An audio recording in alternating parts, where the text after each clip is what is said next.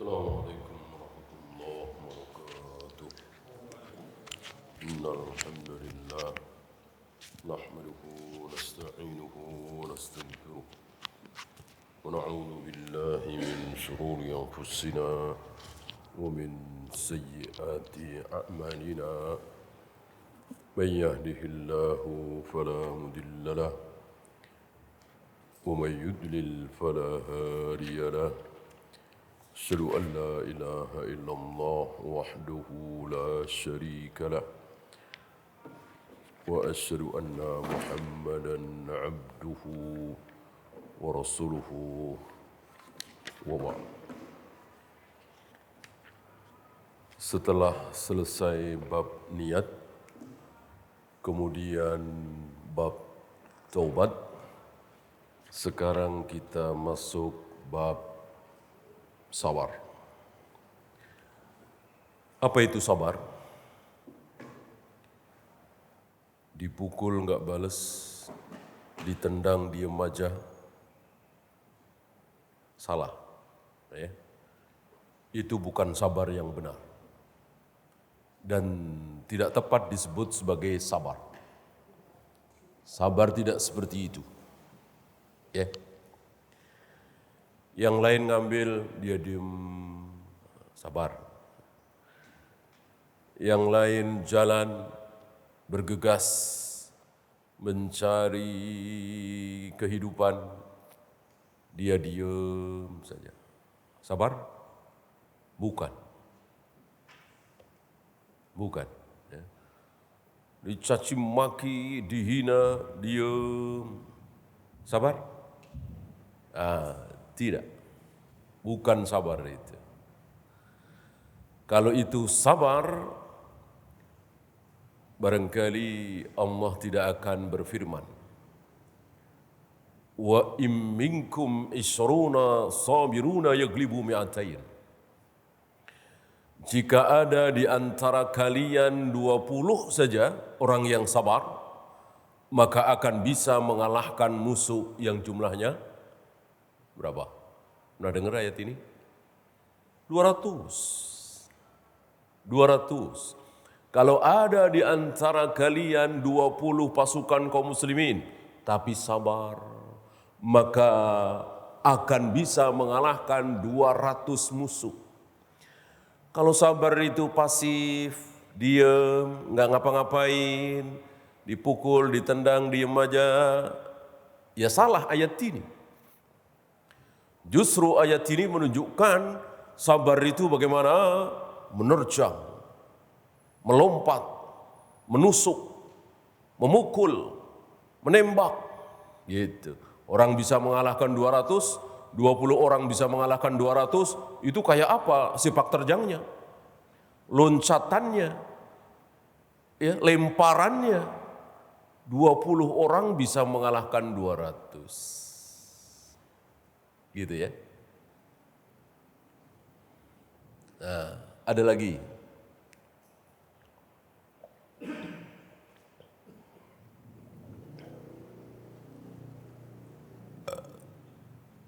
Jam setengah 11 malam misalnya, kita baru sampai rumah.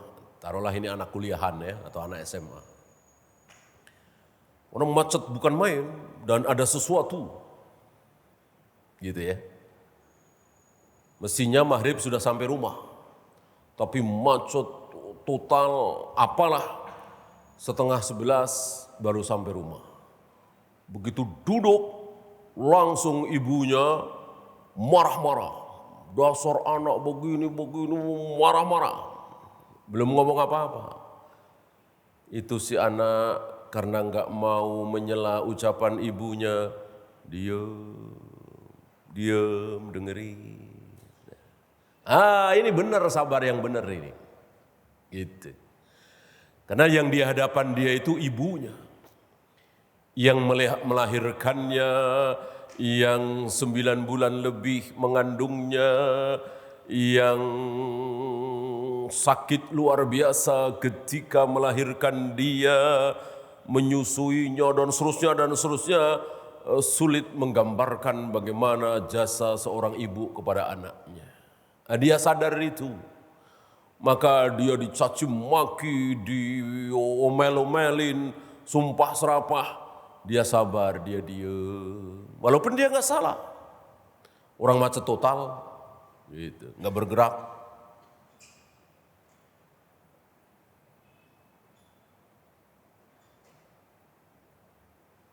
Tidur jam 1:30 malam, pulang safar. Lagi enak-enaknya tidur, tiba-tiba jam 4:30 kedengar azan subuh. Dibangunin oleh istrinya, bang subuh bang, bangun. Iya ntar bang. Bang, azan udah selesai itu bang, nanti telat. Iya ntar. Bang, sebentar lagi qomat. Iya ntar, sabar apa? Nah. Dia nuduh istrinya nggak sabar. Betulkah? Salah. Justru ketika dia melawan kantuknya, mengambil air wudhu, siap-siap datang ke masjid, berarti dia sedang sabar. Kalau dia nanti aja dah, ya, sekali-sekali nggak jamaah di masjid, kenapa sih? Ya sekali-sekali subuh jam 5:30, kenapa sih? Berarti dia nggak sabar. Kira-kira kalimat apa yang paling tepat menunjukkan sabar itu apa? Agak sulit ya. Nerjang, lompat, membunuh, menembak, sabar. Ya. Melawan kantuk, lalu mengambil air wudhu, datang ke masjid, sabar. Diam ketika diomelin oleh ibunya, padahal dia nggak salah, sabar. Ini gimana? Definisi sabar apa kalau begini? Bagi kita yang kesulitan mendefinisikannya, biarlah para ulama yang mendefinisikannya. Ya. Karena Nabi jarang sekali bikin definisi. Nabi jarang sekali bikin ta'rif. Ibadah adalah, salat adalah ibadah yang diawali oleh takbir, diakhiri dengan salam, di dalamnya ada ruku, sujud dan seterusnya. Nabi nggak pernah bikin ta'rif seperti itu. Puasa adalah tidak makan, tidak minum, tidak jima dari subuh sampai maghrib dengan niat mendapatkan ridha Allah. Nabi nggak pernah bilang seperti itu. Nabi hanya mencontohkan, nih puasa begini, sholat begini, wudu begini. Nabi hampir-hampir tidak pernah bikin ta'rif, definisi. Para ulama lah yang membuat ta'rif. Ibadah adalah segala sesuatu yang diridhoi oleh Allah, bisa berupa ucapan, bisa perbuatan, bisa keyakinan dalam hati. Jadi, bid'ah adalah segala macam ibadah mahdhah yang tidak pernah dicontohkan oleh Rasul dan para sahabat. Jadi, hukum asal ibadah adalah haram, kecuali yang diperintahkan oleh Allah dan Rasulnya. Sebaliknya hukum asal dunia semuanya halal boleh, kecuali yang dilarang oleh Allah dan Rasulnya. Dan seterusnya, ini kerjaan para ulama. Kita tinggal mengikuti karena tentu mereka jauh lebih paham dari kita semua. Mereka hafal Al-Quran, hafal ribuan bahkan jutaan hadis. Maka wajar kalau mereka mampu membuat ta'rif, definisi.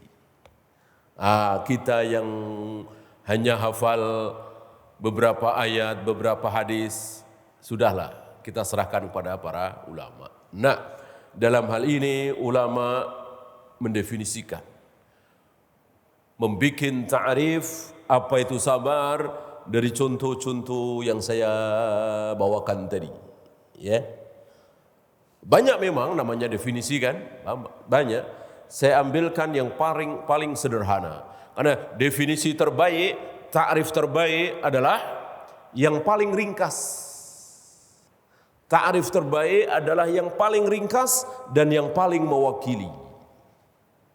Ya. Maka kalau ada orang mengatakan salat adalah ibadah yang diawali dengan takbir, habis itu takbiratul ihram, habis itu al-fatihah, habis itu baca ayat-ayat, habis itu ruku, habis itu i'tidal. Nah, ini bukan ta'rif yang baik, kepanjangan. Ya, walaupun benar tentunya. Ta'rif terbaik itu ringkas, padat, tapi isinya mewakili, menyeluruh. Nah, di sini kita akan tahu apa ta'rif sabar. Saya bacakan. Habsun nafsi ala ta'atillah. Menjaga diri selalu taat kepada Allah. Ini ta'rif yang ringkas, padat. Apapun yang terjadi intinya dia taat. Itulah sabar. Ya. Maka ada kalanya sabar dengan cara diam, nunduk. Karena di depan kita ibu kita yang sedang marah. Walaupun sekali lagi kita tidak merasa salah. Nanti sudah dilampiaskan marahnya ibu kita, baru kita jawab. Jangan sekalimat, satu kata, kita satu kata. Jangan. Dia ibu kita. Raja, presiden, perdana menteri, atasan kita, dirut kita nggak ada apa-apanya, kecil dibanding dengan ibu kita. Ya, yang surga kita ada di telapak kakinya. Ya. Ada kalanya tadi dengan menerjang, melompat, membunuh, menembak, menombak, ya, memanah.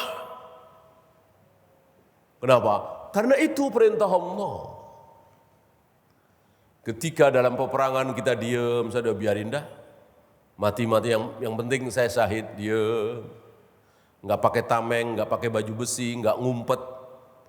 Nembak enggak mau, memanah enggak mau. Saya mau cari syahid saja, mau cari surga. Tentu Allah enggak suka.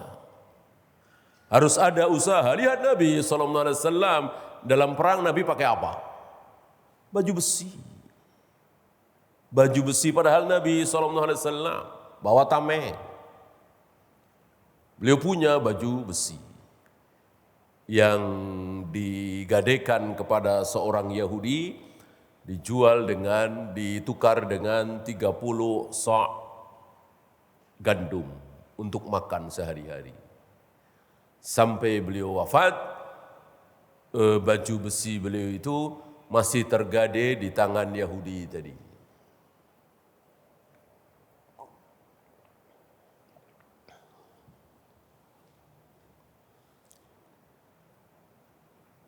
Nah ini. Kenapa? Karena taat. Contoh lain tadi salat subuh tadi. Kan kalau dia tidak ambil air wudhu datang ke masjid kan dia dosa. Wajib salat subuh dengan berjamaah di masjid. Ketika kita mendengar azan, jarak ke masjid itu terjangkau. Mana mungkin tidak wajib sampai Nabi mengancam fa'uharriqu alaihim buyutahum. Akan aku bakar rumah-rumah orang yang tidak mau salat berjamaah. Ya, berarti jelas wajib.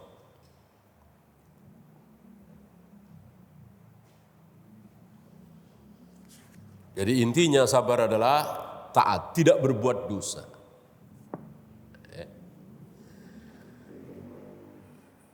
Yang lain kebeli mobil, bahkan rumah baru, apartemen. Dia rumah petak. Padahal sama-sama pegawai di situ. Golongannya sama, bahkan dia lebih tinggi. Ya, kenapa?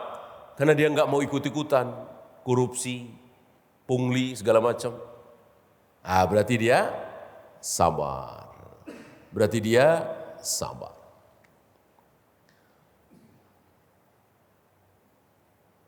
Dia digoda, dirayu oleh seorang wanita cantik untuk berzina, dia nggak mau, dia sabar.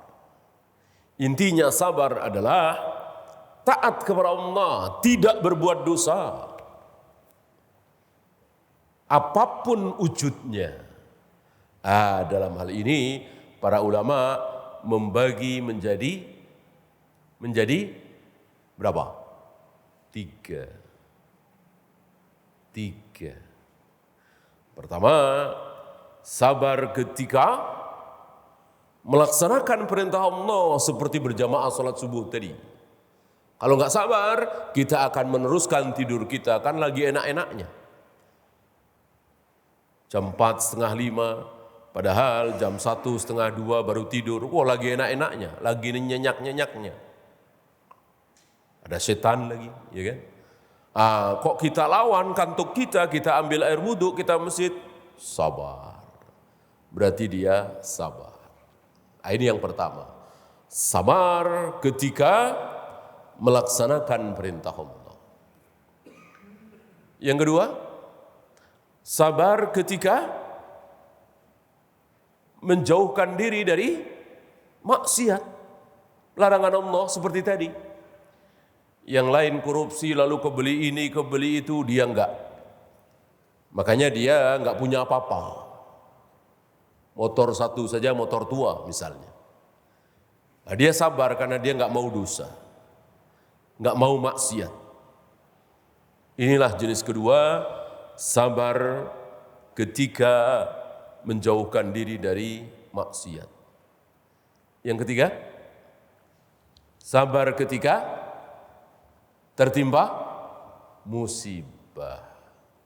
Tiba-tiba kena kanker. Tiba-tiba harus pasang ring jantung. Tiba-tiba kaki harus diamputasi. Ini semua kehendak Allah, takdir Allah, tulisan Allah, ketentuan Allah. Wajib bagi kita sabar. Dengan cara tidak berbuat dosa. Nangis, meneteskan air mata, berarti tidak sabar? Masih sabar. Karena nangis meneteskan air mata, dosa apa tidak? Tidak. Selagi tidak dosa, masih disebut sabar.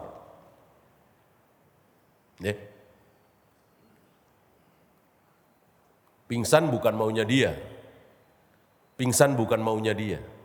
Ya. Karena saking lemahnya, saking sedihnya, sampai pingsan, masih disebut sabar. Kan yang membuat pingsan bukan dia. Pingsan kan nggak bisa dibikin, ya kan? Saya mau pingsan, kan nggak bisa. Allah yang membuat dia pingsan, masih belum berdosa, berarti masih sabar. Dia dikatakan tidak sabar ketika nyakar-nyakar pipi, nyobek-nyobek baju, guling-guling, banting ini, banting itu. Ini sudah tidak sabar. Karena sudah dosa. Ketika ditimpa musibah, lalu mencakar-cakar pipi, menyobek-nyobek baju, banting ini, banting itu, guling-guling, atau mengatakan saya salah apa dosa saya, sehingga anak satu-satunya saya dipanggil oleh Allah. Di usia remaja, padahal lagi lucu-lucunya, lagi cerdas-cerdasnya. Ini masuk dalam bagian tidak sabar. Karena nggak boleh, ya, nggak boleh menolak takdir Allah, nggak boleh mengatakan Allah tidak adil, takdir kejam, tidak boleh, haram.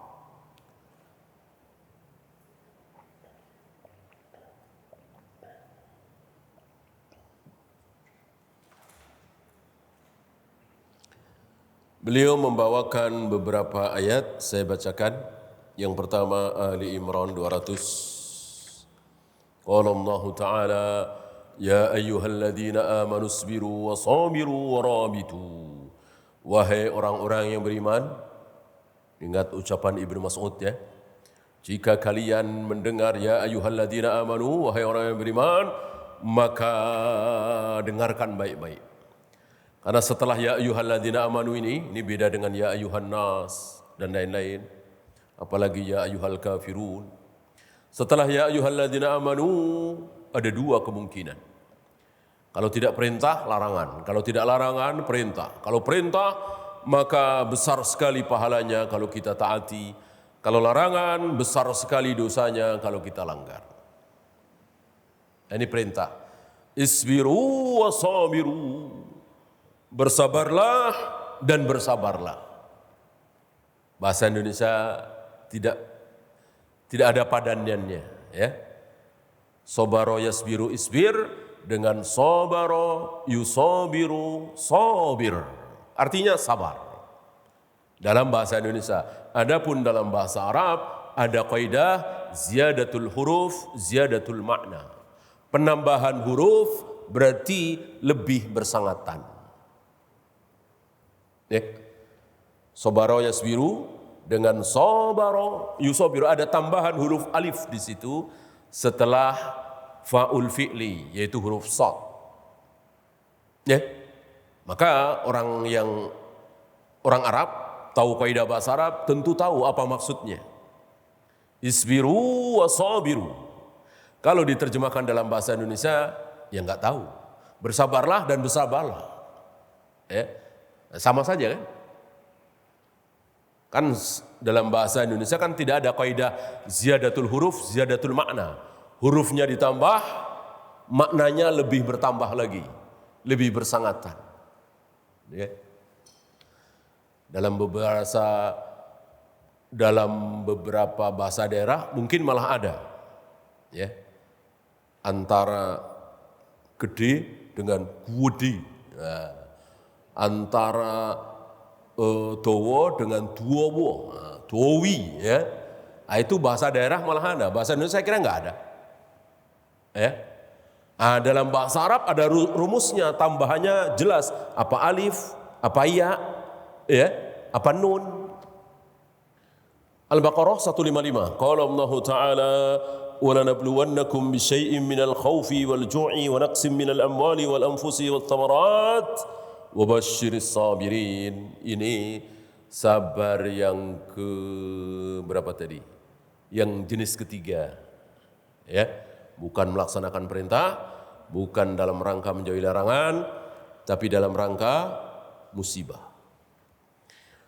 Sungguh akan kami uji kalian dengan ketakutan, kelaparan, kekurangan harta, dan seterusnya. Wabasyiris sabirin, dan berikan kabar gembira kepada orang-orang yang sabar. Artinya ketika tertimpa kelaparan, kemiskinan, ketakutan, dia tidak berbuat dosa. Karena lapar, karena miskin, lalu ke dukun. Nah, ini berbuat dosa. Karena lapar, karena miskin, lalu dia mencuri. Ya, ini berbuat dosa. Ya, tidak boleh.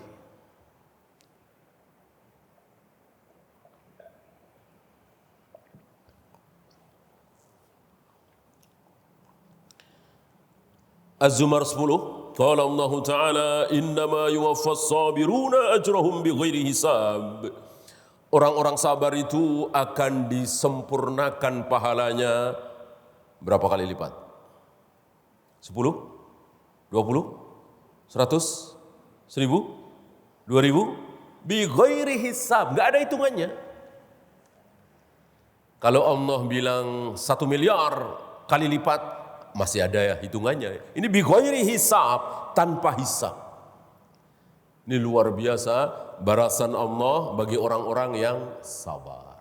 Tapi sekali lagi, sabarnya harus pas. Ya. Bukan ditampar pipi kanan, berikan sekalian pipi kiri. Ini bukan sabar. Ini konyol. Dan insya Allah nggak ada yang sanggup mengamalkan ini. Ya. Karena ini bukan firman Allah, bukan sabda Nabi, bukan wahyu dari langit. karangan para pendeta, para pastor. Agama kami, agama kasih sayang, kalau engkau pipimu ditampar pipi kananmu, berikan sekalian pipi kiri. Insya Allah nggak sanggup mereka mengamalkan. Kalau nggak percaya, antum datang ke gereja. Tanya mana nih pendeta yang paling alim, yang paling soleh, yang paling baik. Ya, keluar dari gereja, antum tampar pipi kanannya. Insya Allah marah. Dia lupa kaidah itu. Karena memang karangan mereka. Insya Allah nggak sanggup. Manusia seperti itu nggak akan sanggup. Ini agama ngarang, kaidah ngarang. Ya. Nabi dikatakan tidak adil aja memerah wajah beliau, menahan marah, dibilang tidak adil. Lalu beliau mengatakan, "Faman ya'dil idza lam ya'dilillahu wa rasuluh." Kalau Allah dan Rasulnya dibilang tidak adil, siapa yang bisa berbuat adil? Enggak ada yang bisa berbuat adil. Kalau Rasulnya saja dibilang enggak adil, marah beliau. Ya, ini ditampar pipi kanan, suruh berikan sekalian pipi kiri, konyol. Ya. Jika hartamu dirampok, maka berikan sekalian sisanya. Ya. Misalnya kita pegang handphone dirampok, kita suruh nih sekalian nih dompet saya nih isinya nih, ini ada ATM nih, ini sekalian pinnya nih, ya, suruh begitu. Agama apa ini? Ya, nggak akan bisa diamalkan, karena sekali lagi mereka ngarang, berteori-teori sendiri, beda dengan ajaran Islam. Man kutila duna malihi fahuwa syahid. Salah satu bentuk mati syahid adalah mati ketika mempertahankan hartanya.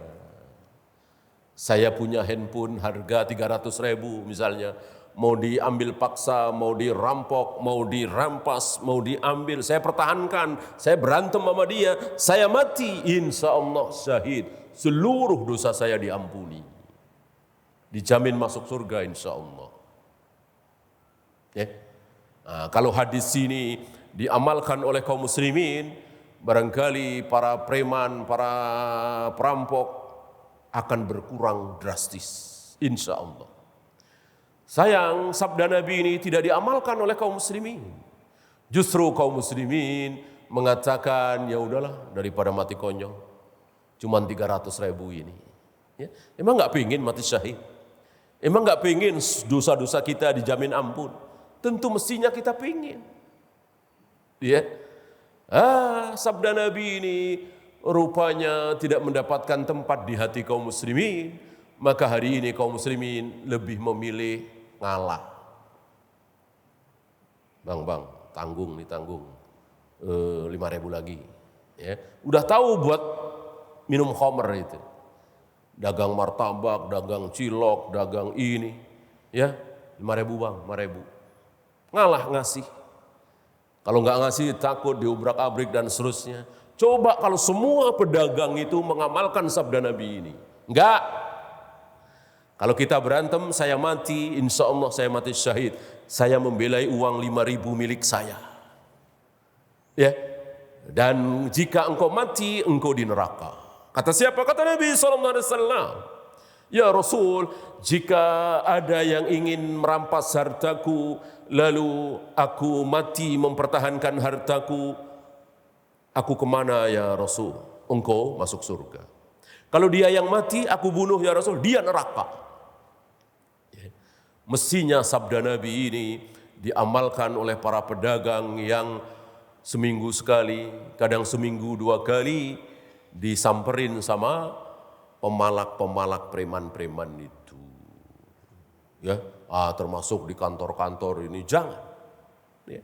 Kalau ini diamalkan oleh kaum muslimin, insya Allah mereka malas bikin ormas-ormas itu. Mereka rajin bikin ormas karena minta dikasih, minta dikasih, minta dikasih. Tuman, ya, ketagihan. Nah ini, kita semakin yakin bahwa mengamalkan sunnah Nabi ini luar biasa hikmahnya di dunia ini, apalagi nanti di akhirat. Di dunia ini luar biasa. Coba kalau kaum muslimin se-Jakarta Jabotabek ini nggak mau makan riba, nggak mau main riba. Barangkali berkurang jauh itu kemacetan di jalan. Iya, karena nggak ada yang mau beli mobil, beli motor secara riba, secara kredit riba, ya kan? Nah, ini 10 juta, 15 juta, bawa pulang mobil baru, ya 1 juta, 2 juta, bawa pulang motor baru. Habis itu dicicil. Ini penuh dengan riba. Maka acak-acakan jalanan, macet. Ya. Luar biasa sunnah Nabi SAW. Kalau diamalkan oleh kaum muslimin.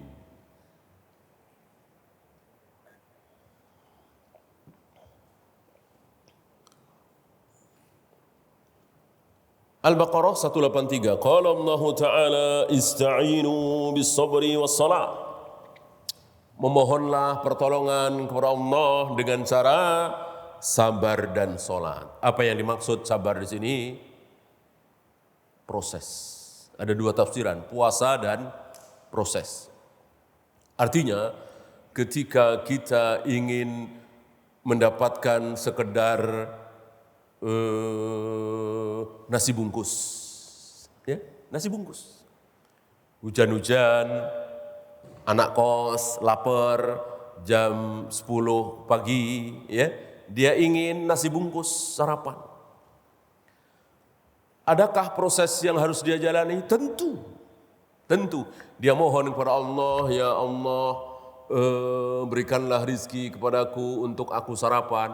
Nah, dia harus menjalani proses. Dia ambil payung atau pinjam payung sebelah karena hujan kan, pergi ke warteg atau warung Padang, dia beli, dia bawa pulang, dapat nasi bungkus. Ya, tidak boleh dia, ya Allah, Engkau maha bisa. Ya Allah, Engkau maha kuasa. Ya Allah, Engkau maha segalanya. Ya, turunkan nasi bungkus dari plafon ini, ya Allah. Nah, boleh nggak? Nggak boleh. Nggak boleh. Itu agama ngarang itu. Itu agamanya orang-orang malas. Ya.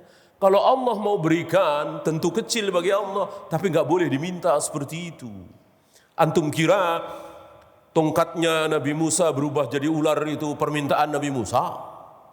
Tongkatnya Nabi Musa bisa membelah lautan itu permintaan Nabi Musa? Bulan bisa dibelah oleh Nabi, satu di kiri dan satu di kanan, permintaan Rasulullah SAW. Ada air mengalir dari jari-jari beliau, itu permintaan beliau? Tidak, itu semua kehendak Allah. Detik-detik menjelang Laut Merah itu terbelah, Nabi Musa masih bingung. Ditanya oleh Yusha bin Nun, kemana kita harus lari ini? Nabi Musa sudah tahu jawabannya ke sana, tapi gimana caranya nggak tahu. Termasuk ketika tambang-tambang tukang sihir Fir'aun mengejar Nabi Musa, seolah-olah itu ular-ular kecil, Nabi Musa mundur-mundur. Nggak tahu harus berbuat apa. Nabi Musa nggak mengatakan, alah cuman segitu kecil. Ntar tongkat saya jadi gede, ntar habis sama tongkat saya. Begitu? Enggak. Itu sihir. Itu orang-orang yang sok hari ini. Ya, ntar saya pamerkan nih ilmu saya. Tidak mempan dibacok, bisa ini, bisa gitu. Itu setan. Itu sihir. Kalau mukjizat yang bersangkutan nggak tahu Nabi Musa kan, bahkan Nabi Ibrahim juga nggak tahu. Detik-detik menjelang mau dibakar, Nabi Ibrahim nggak tahu. Jangankan Nabi Ibrahim, Jibril nggak tahu. Jibril ketakutan, Jibril panik.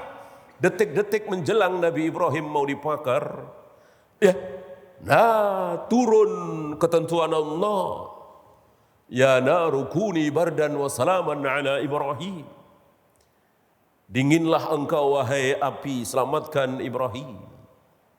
Nabi Ibrahim sendiri nggak tahu. Gitu. Para nabi, para rasul diikuti oleh para sahabat, wali-wali Allah itu berusaha, ya macul, ya ngarit, ya dagang, ya ini, ya itu, bukan nungguin duit turun dari genteng, bukan nyari-nyari harta karun. Itu bukan agama Islam. Itu agamanya orang-orang torekot, orang-orang pelamun. Ya. Mau pengen hafal Al-Quran bukannya ngapalin, malah ke kali-kali, ke pantai. Ngapain? Nyari Nabi Khidir katanya. Kalau udah ketemu Nabi Khidir, langsung hafal Al-Quran. Jangankan Al-Quran, ribuan jutaan hadis langsung hafal. Ya. Nah, mereka nggak mau ngafalin Al-Quran, capek. Oh, jalan ke kali-kali, ketemu Nabi Khidir. Ya. Ini bukan ajaran Islam. Itu agamanya para pelamun, para penghayal. Gak ada seperti itu para ulama. Para ulama semuanya berusaha menghafal, ya, kurang tidur. Imam Bukhari itu 20 kali lebih dalam satu malam itu bangun, tidur lagi, bangun lagi, tidur lagi, bangun lagi. Untuk apa? Meriksa catatannya. Ada yang kurang, gitu. Tidur sebentar, teringat, oh seperti ini sepertinya enggak sahih ini. 20 kali lebih, rata-rata dalam semalam. Begitu para ulama. Luar biasa usahanya. Bukan orang-orang malas seperti para torekot itu. Ya.